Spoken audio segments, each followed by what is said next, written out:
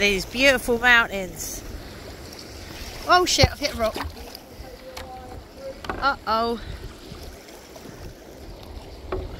Leaning, leaning. Wow, oh, that was an easy little escape. Go ahead, I'll video you. There he goes.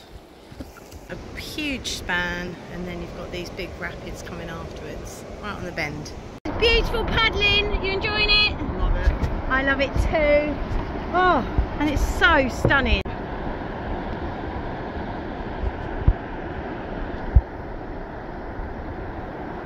Woo! Yeah, get in there.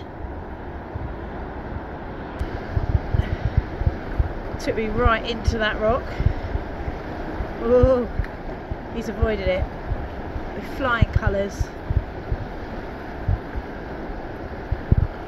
Look where this was supposed to be the get-in.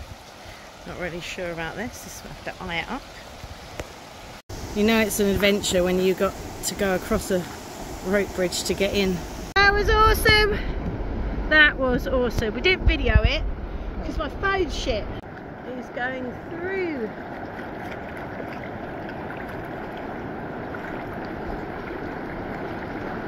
Woo! This is the River Soca.